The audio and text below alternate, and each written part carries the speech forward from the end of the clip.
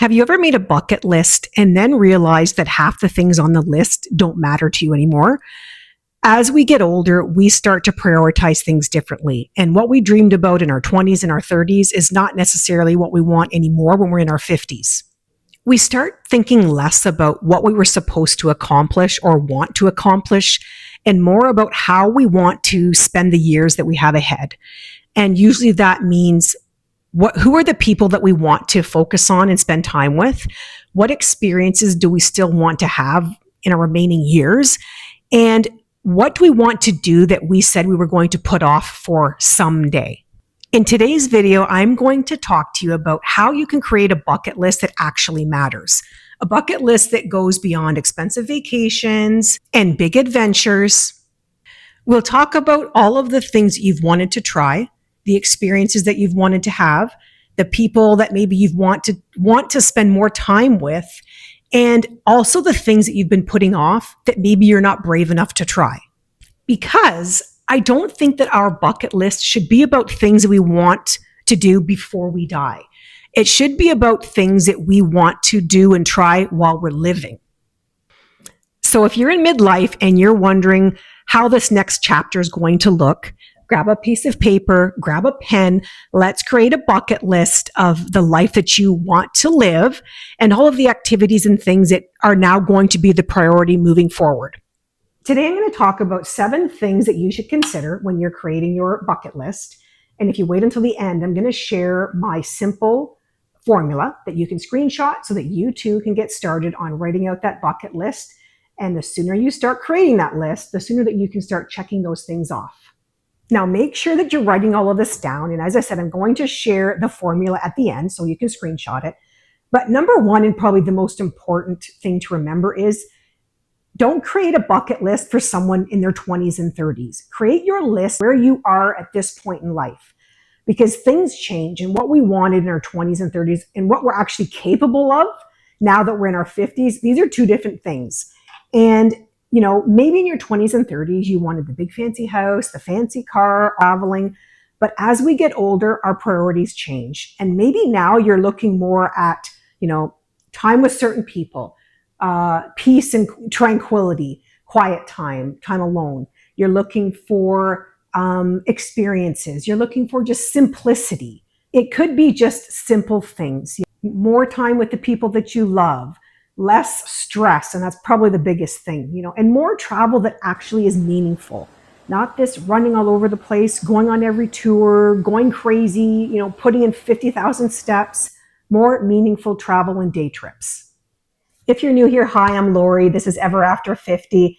I am a full-time working mom. I still have young adults living in the home. I am trying to redefine my life as a midlife working mom. I'm trying to redefine my marriage, friendships that I've abandoned, my new purpose. If you're in the same boat, I hope that you'll subscribe. Don't forget to hit the notification bell as well. Keep in mind that your bucket list should evolve as you do, and that it's not about what you've always wanted to do. It's more about what you can and what you're capable of doing now at this point in your life. The second point is to not make it all about travel. This is where you can challenge the traditional bucket list. And case in point, we did a road trip today to Dunkin's, and we lived about 55 minutes away from the nearest Dunkin' Donuts. And this is part of what we're doing with our bucket list. It doesn't have to be a grand adventure. It could be just a simple, day trip somewhere. My husband and I went and brought our daughter. So this is part of my bucket list, is to just do even small day trips and to savor whatever time I have with my kids still. And you can break your bucket list into sections. So you can break it into places, experiences, people, and personal.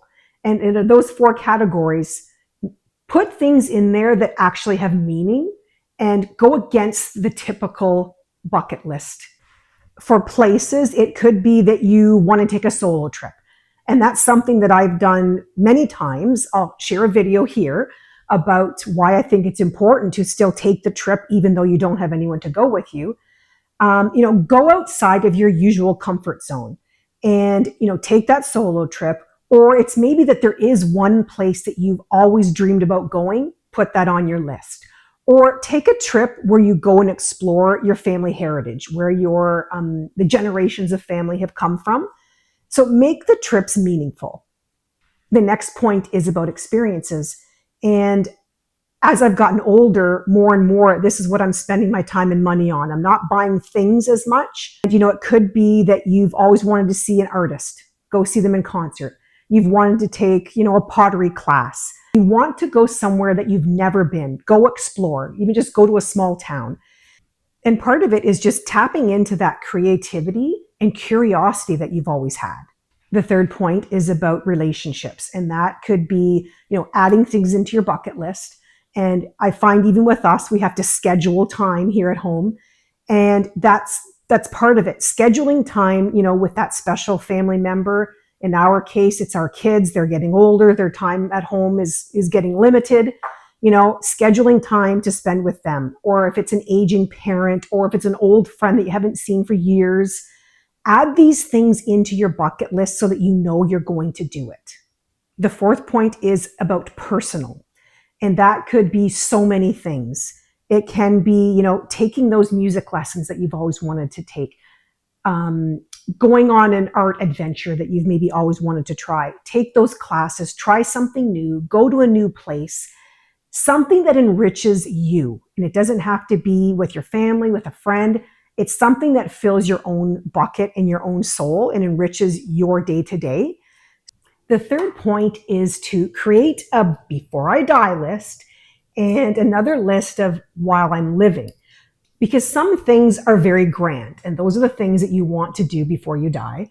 But the other things could just be everyday things that you want to incorporate into your while I'm still here list. And there's a fly. And the while I'm still here list is what brings the fun and the joy into your everyday. And that could consist of so many things. I had to write them down because I'm horrible and I've made a list. So, certain things. And I think too that we get into this mindset of, okay, our days are numbered. We know that there's, we're on the countdown. We're in the last quarter of our lives. And we get into a bit of a panic thinking that we're running out of time. At least that's how I've been feeling a lot lately. And thankfully, I have done a lot of things. I always kind of lived with the motto of I want to live my life now and not wait for later or wait till I'm retired. I talked about that also in a video about why you shouldn't wait for retirement to get out there and live your life. And I'll tag that here. But I've always kind of had that mantra of live your life now. And now that I'm in my 50s, that's kind of I've exasperated that mantra, and I do live like that all the time, trying to get everything in that I want to do. And it's not just a matter of cramming everything in because someday I'm going to die. It's that I want to make this last quarter of my life the most fun, adventurous, relaxing, less stress, all of the above. So this part of your list could consist of so many things. I'm going to go over my list here. And that could be just going and having coffee somewhere that's different. Sometimes what I'll do, my husband and I, or I'll go with my daughter, or I'll even go by myself, is I'll go to the small town that's near us called Stratford, so Stratford, Ontario. And they have beautiful, quaint coffee shops. It's about a 50-minute drive, but I don't mind because it's an adventure. I look at it as an adventure and an experience.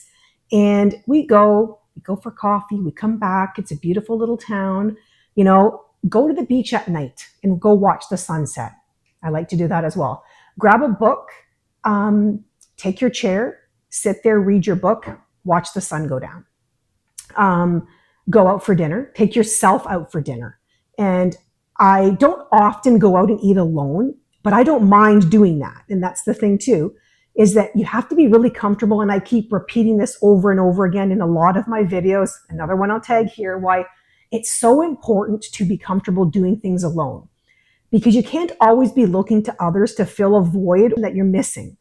And when we are comfortable with ourselves, that will solve probably a lot of issues that, maybe we're experiencing, because we do get this lonely feeling, but we have to be okay with doing things alone because people are not always available. Maybe we don't have any friends. Our partner doesn't want to go to places with us. So get comfortable doing things alone. And another thing that we can be doing is If we do have friends, have a girls' weekend. Go and visit somewhere that you've never been. Learn to make something creative that gives you an outlet. Take more photos. We look back at our camera rolls, and I don't know about you, but I look back and I think, oh my gosh, like, where are all the photos of the kids? At a certain point, you stop taking so many photos. My camera roll is full of my cats and different trips that I've been on. So more and more, I'm trying to take random videos and photos of the kids and us and just photos at home, because one day we'll sell this home and then we won't have those photos to look back on. We won't remember what it was like, where, the kitchen table, the front room. So take more photos and have spontaneous days. Don't worry so much about scheduling things. Just get up and go. Last night, my husband said, let's go to Dunkin' Donuts. And that's rare for him to be spontaneous. And I had a late night. Everyone actually had a late night. I wanted to sleep in today. I'm like, okay, let's go. Everybody, we're going to Dunkin'. And it's a 55-minute drive from our home. But I said, well, actually, my daughter could come. My son was working. So I said, you know what, let's go, because Daddy actually suggested this and he never does that. So off we went. So be spontaneous, go and do fun things. Don't worry so much about scheduling and planning. The fourth point is to add things to your bucket list that you've been putting off. It could be that trip that you've been wanting to go on, that new class that you've been wanting to take, something that you've wanted to learn, making more time for yourself. It could be that you've always wanted to buy that special purse. Anything that you've been putting off, add it to the list. And it doesn't have to be these grand things. I mean, it could be the smallest little thing that you've been just saying, later, someday, because someday will come and then you're going to look back and regret maybe that you didn't do any of the things that you'd hoped to do. And I think we all have regrets. And, for me, I've said I have changed my priorities with how I spend my money, that now it's on experiences or, going for dinner. But occasionally I'll see, that purse that I really liked, it's my favorite color, blue. It's gorgeous. I really shouldn't. I have other priorities.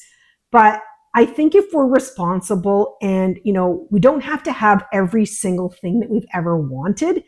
I don't need everything. I don't want all this junk laying around. My kids don't want it when we sell this house. But if there's that one thing that you've really always wanted and you see that either it's a pair of shoes or an outfit or a bag, go and buy it. Add it to the list and make sure that you buy it. Point number 5 is to add a category for bravery. I put off a lot of things that I'm too scared to do. And what I've done, though, is I've added these things into my bucket list. And I was at the beach a couple weeks ago, and I was there with my son and his girlfriend and the parasailing. And I thought, oh my gosh, he wanted to do it, but I would be terrified because I'm scared of heights. But I think I'm going to put that on my bucket list because, for one, I will do whatever I have to do so that my kids have fun too, even if it's sacrificing my own, fear. So I'm adding that to my bucket list. So add things to your bucket list that are going to challenge your fears. And it could be even just trying to learn something new, starting a business. Even if you think you're going to fail at something, add it to the list.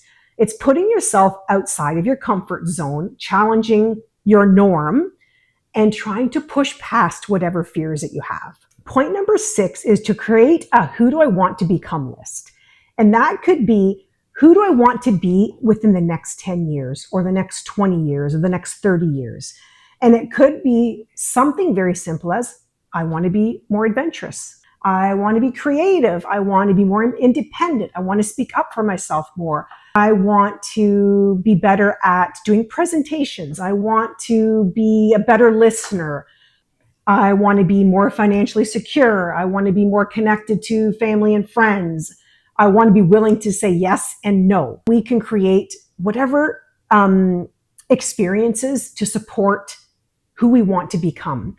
And in my case, I wanted to just be more present, more confident, speak up more. I'm now 54, but when I turned 50, something happened.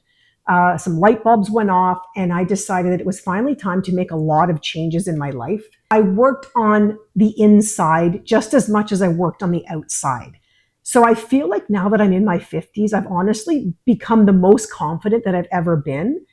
And I think that comes with age as well, because we start to really stop giving a darn about a lot of things. And I say, this bucket list that you're going to create is going to be amazing. And I hope that you're going to create that list with sincerity and with the notion that you are going to make a point of checking everything off on that list. And if not everything, at least 75%. Point number 7 to consider is, and to add to your list, create your regret list. And that's going to be the list that you look back at and say to yourself, when I'm 80, what am I going to regret? And it's not going to be that you regretted buying something. It's going to be the people that you regret not spending more time with. It's where you didn't go, what you didn't try, what you wish you'd said, what you wish you'd stopped doing, and also what you didn't make time for. This is going to be the most meaningful bucket list, because there's so many things that we really need to put more of our efforts into, and we're just carrying on living life and not really thinking, and so much time passes, and then you do start to have regrets. Point number 8, and probably one of the most important ones, is to do not wait until retirement. Because how our life is going to look when we are 65, 75, 85 is going to be a lot different than how it looks right now. But when you're 85, you're not going anywhere. And I didn't really think about that, because you know what? I'm 54, and now when I get out of bed, I find that I'm kind of stiff. My hips are sore. And I can't imagine myself in 30 years. I'm not going to be globetrotting or going anywhere.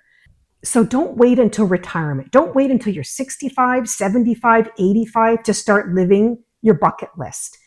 And it could be just simple. One big thing a year, one small thing a month, one new adventure, and anything spontaneous whenever you can. And if you look at it that way, it's not so overwhelming.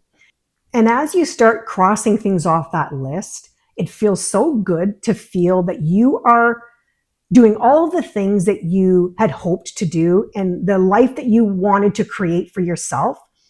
And again, it's not about accomplishments. It's about creating things, adding things into your life that just bring you joy, happiness, peace. For those of you that have waited to the very end, I appreciate so much. And I'm going to share here now my bucket list formula so that you can take a screenshot. I'll leave it here in the video for a few seconds. But really important, write this down, start creating your bucket list. It's never too late. Time is of the essence, because you want to start living that life now while you can. I think that sometimes we get so focused on just living through life that we forget that we're supposed to actually experience it. And we spend all of our time raising our kids, taking care of everyone else, paying bills, working. And then we finally realize that we're already at that next stage. And we look back and think, where did all of this time go? There's so many missed opportunities, things that you didn't get to do. This isn't really about creating a list of things that we want to do before we die. This is about creating a list of all of the things that we want to do while we're still here living. Because we don't want to have regrets. We don't want to look back and think, what have I done with my life? I've wasted all this time.